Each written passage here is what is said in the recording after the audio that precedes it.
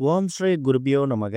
ஓம் ஸ்ரீ மகா பெரியவா சரணம். வரும் டிசம்பர் 3ஆம் தேதி திருக்கார்த்திகை தீபம். இப்ப நம்ம சொல்லக்கூடிய இந்த ஒரு வேற விளக்கேற்றோட எண்ணெயில போட்டு தீபம் ஏத்துறதால கோடீஸ்வர யோகம் உறுதி. பணம் காந்தம் போல ஈர்க்கப்படும். ராக்கெட் வேகத்துல செல்வம் சேரும். அது என்ன வேர், அது எப்படி பயன்படுத்தணும்னு பார்க்கறதுக்கு முன்னாடி நம்மளோட வீடியோஸை இப்பதான் நீங்க ஃபர்ஸ்ட் டைம் பார்க்குறீங்கன்னா மறக்காம சப்ஸ்கிரைப் பண்ணிக்கோங்க. தொடர்ந்து இது மாதிரி அப்டேட் தெரிஞ்சுக்கிறதுக்கு பக்கத்து நோட்டிஃபிகேஷன் பெல்லை கிளிக் பண்ணி ஆல் அப்படிங்க செலக்ட் பண்ணிக்கோங்க. இப்ப என்ன வேற எப்படி பயன்படுத்த போறோம் அப்படிங்கிற பத்தி தெளிவா தெரிஞ்சுக்கலாம். ஒரு ஒரு வருஷமும் கார்த்திகை மாதம் அப்படிங்கிறது ஆன்மீக வழிபாட்டுக்கு ஒதுக்கக்கூடிய ஒரு அற்புதமான ஒரு மாதம். முருக பக்தர்கள், சிவன் பக்தர்கள், ஐயப்ப பக்தர்கள்னு சொல்லி இவங்க எல்லாருமே அவங்க கடவுளுக்கு ஏத்த மாதிரி இந்த கார்த்திகை மாதத்தை வழிபாட்டுக்குன்னு பிரிச்சுப்பாங்க.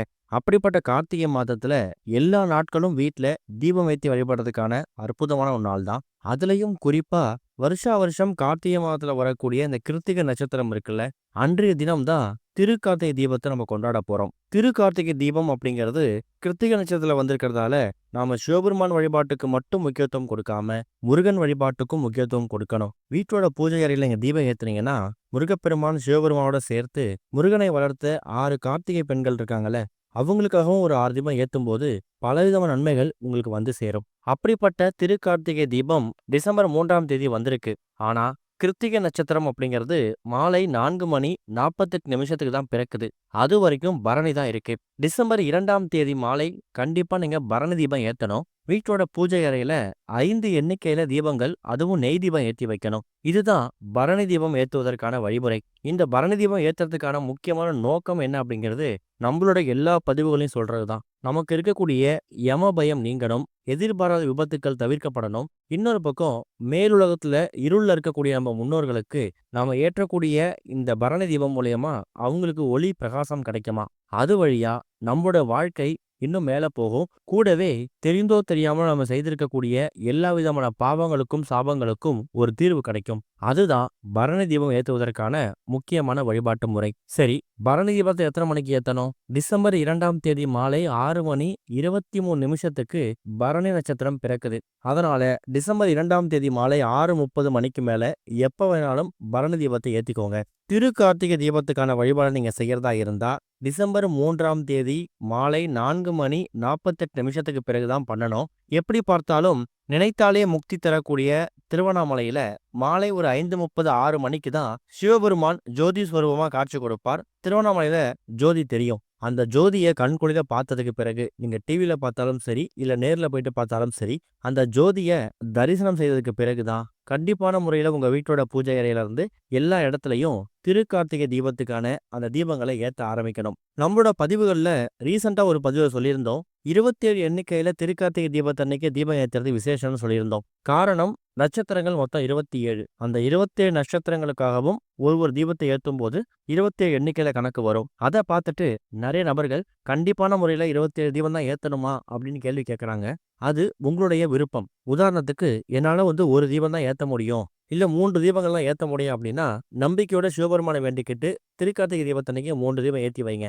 27 அகல் விளக்கு வாங்க முடியும், அவ்வளவு அகல் விளக்குக்கும் தீப எண்ணெய் ஊற்றி தீபம் ஏத்த முடியும் அப்படிங்கிறவங்க தாராளமா 27 ஏத்திக்கலாம். அது உங்க விருப்பம் தான். அதனால 27 எண்ணிக்கையில தான் தீபம் ஏத்தணும் அப்படிங்கிற கட்டாயம் எதுவும் கிடையாது. சரி, எப்படி பார்த்தாலும் மாலை ஒரு 6:30 7 மணிக்கெல்லாமே திருக்கார்த்திகை தீபத்துக்கான அந்த வழிபாட்டை ஆரம்பிச்சு தீபத்தெல்லாம் ஏத்த ஆரம்பிச்சிடுவீங்க.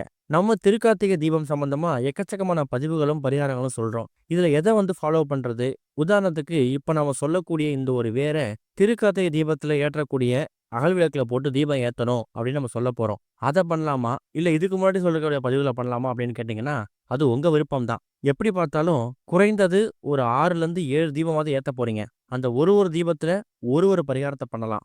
அந்த வகையில இப்ப நாம சொல்லக்கூடிய இந்த ஒரு வேர் இருக்குல்ல, இந்த ஒரு வேர் உங்க கையில இருந்தாலே போதும். நிச்சயம் கோடீஸ்வர யோகம் ஏற்படும், வசீகர தன்மை அதிகமாகும். அது என்ன வேர் அப்படின்னு பார்க்கும்போது வெட்டி வேர். பெயர் தான் வெட்டி வேர். ஆனா வெற்றிகளை வாரி வழங்கக்கூடிய எக்கச்சக்கமான விஷயங்களை நம் பக்கம் வசியம் பண்ணக்கூடிய ஒரு பொருள் இந்த வெட்டி வேர். வெட்டி வேர் எங்க கிடைக்கும்? நாட்டு மருந்து கடைகள்லையும் சூப்பர் மார்க்கெட்லயும் நிச்சயம் கிடைக்கும். ஆன்லைன்ல கூட வெட்டி வேரை பேக்கெட் பண்ணி விற்கிறாங்க. நாட்டு மருந்து கடைக்கு போனீங்கன்னா நீங்க நேரடியாக போயிட்டு கையோடய வெட்டி வேரை வாங்கிட்டு வந்து வச்சுக்கலாம். வாங்குறதுக்கு சூழ்நிலை அமையாதவங்களுக்கு வெட்டி வேருக்கான லிங்க் கொடுத்துருக்கோம், அதையும் செக் பண்ணி பாருங்க. இந்த வெட்டி வேரை வாங்கிட்டு இதை நீங்க கழுவணுமோ சுத்தப்படுத்தணுமோ ஒரு கட்டாயம் கிடையாது. வெட்டி வேர் அப்படின்னாலே அது தூய்மையோட மறு உருவம் தான். இந்த வெட்டி வேரை எந்த இடத்துல பயன்படுத்துவாங்க அப்படிங்கிறது நிறைய பேருக்கு தெரிஞ்சிருக்கும். சுவாமி சிலைகளுக்கு அபிஷேகம் பண்ணும்போது குறிப்பா சிவபெருமான், சிவலிங்கம், விநாயகர் பெருமான், முருகர் இது மாதிரி சுவாமி சிலைகளுக்கு அபிஷேகம் பண்ணும்போது வெறும் தண்ணீர் எடுத்து அபிஷேகம் பண்ணாம வெட்டி வேரை கலந்த தண்ணீரை தான் அபிஷேகம் பண்ணுவாங்க. காரணம் என்னன்னா அந்த வெட்டிவேர் வாசத்துக்கு தெய்வ கடாட்சம் பெருகும். துர்சக்திகள், கெட்ட சக்திகள் இந்த வெட்டிவேர் வாசத்துக்கு பக்கத்திலேயே வராது. இன்னொரு பக்கம் சிதம்பரத்தில் இருக்கக்கூடிய நடராஜருக்கு வெட்டிவேர் மாலை ரொம்ப விசேஷம். சிறுநீரக கோளாறுல ஆரம்பிச்சு எக்கச்சக்கமான உடல் உபாதைகள் பிரச்சனைகளுக்கு நாம நடராஜருக்கு வெட்டிவேர் வாங்கி சமர்ப்பிக்கிறதால, அதாவது வெட்டிவேர் மாலை வாங்கி சமர்ப்பிக்கிறதால அந்த உடல்நல பிரச்சனைகள் குறையுமாம். அப்பேற்பட்ட மகத்துவமும் மருத்துவமும் நிறைந்த ஒரு பொருள் தான் இந்த ஒரு வெட்டிவேர். அந்த வெட்டிவேரை ஒரு 2-3 துண்டுகள் இருந்தாலும் பரவாயில்ல, அதை எடுத்து தயார் செஞ்சு வச்சுக்கோங்க. முன்னாடியே சொன்ன மாதிரி திருக்கார்த்திகை தீபத்துக்கான நம்மளோட பல பதிவுகள்ல இதுவும் ஒரு பதிவு தான். வீட்டில் 27 எண்ணிக்கையில் தீபம் ஏற்றினாலும் சரி, இல்லை நாங்கள் ஒரு 4 தீபம் தான் ஏற்ற போகிறோம் அப்படின்னாலும் சரி, ஏதாவது ஒரு தீபத்தில் இந்த வெட்டி வேரை நீங்கள் கிள்ளி போடணும். இதை நீங்கள் கழுவணுமோ இல்லை காய வைக்கணுமோ சுத்தப்படுத்தணுமோ அப்படிங்கிற அவசியம் இல்லை. திருக்கார்த்திகை தீபத்தன்னைக்கு தீபம் ஏற்றும் போது முக்கியமான ஒரு விதிமுறையை நீங்கள் கடைபிடிக்கணும். அது என்ன அப்படின்னா, நிறைய பேர் வீட்டோட பூஜையில் விளக்கேற்றி வச்சுட்டு அதுக்கப்புறம் அகல்விளக்கு எடுத்துட்டு போயிட்டு அவங்க வீட்டோட நிலைவாசல்லையும் மதில் சுவர்லையும் வீட்டோட பின்புறமும் வைக்கிறாங்க. அப்படி பண்றதை விட திருவண்ணாமலை ஜோதியை தரிசனம் பண்ணதுக்கு பிறகு வீட்டோட நிலைவாசல்ல இருந்து ஆரம்பித்து அதுக்கப்புறமா வீட்டோட மெயின் ஹால், பூஜை அறை, சமையலறை, உங்க வீட்டோட பெட்ரூம், அதுக்கப்புறம் பின்புறம் அதாவது தோட்டப்பகுதின்னு சொல்லி வீட்டுக்குள்ள தீபத்தை ஏற்றிக்கிட்டு வர்ற மாதிரி கணக்கு பண்ணி நீங்க தீபத்தை ஏற்றலாம். அது மொத்தமா ஒரு தீபம் ஏற்றினாலும் சரி, வீட்டுக்குள்ள இருந்து வெளில தீபத்தை ஏற்றிக்கிட்டு போகாம நிலைவாசல்ல இருந்து வீட்டுக்குள்ள தீபத்தை ஏற்றிக்கிட்டே வர மாதிரி பிளான் பண்ணிக்கோங்க. அப்படி ஏற்றுறீங்கல்ல தீபம், அதுல ஏதாவது ஒரு தீபத்துல ஒரே ஒரு அகல் விளக்குல நீங்க வாங்கிட்டு வந்து தயார் செய்து வைத்திருக்கக்கூடிய அந்த வெட்டி வேற 2-3 துண்டுகளா, அதுவும் அந்த அகல் விளக்குக்குள்ள அது எவ்வளவு பெருசா போகுமோ அந்த அகல் விளக்கோட அளவை பொறுத்து வெட்டி வேரை நீங்க கிள்ளி வச்சுக்கணும். அந்த எரியக்கூடிய எண்ணெயில அந்த தீபத்துல நீங்க 2-3 துண்டு வெட்டி வேரை போடும்போது அந்த வெட்டி வேரோட வாசம் அந்த தீபத்தோட கலந்து அந்த எண்ணெயோட கலந்து உங்க வீடு முழுக்க பரவும். இது உங்க வீட்டுக்குள்ள லட்சுமி கடாட்சத்தையும் சிவ கடாட்சத்தையும் அதிகமாக்கும். மகாலட்சுமி தயார் வாசம் செய்யக்கூடிய 108 பொருட்கள்ல இந்த வெட்டி வேறு முக்கியமான ஒன்று. வெட்டிவேர் வாசம், அதாவது வெட்டிவேரோட வாசனை நம்ம வீட்டுல பரவிக்கிட்டே இருக்கும்போது நெகட்டிவிட்டி அப்படிங்கிறது இருக்கவே இருக்காது.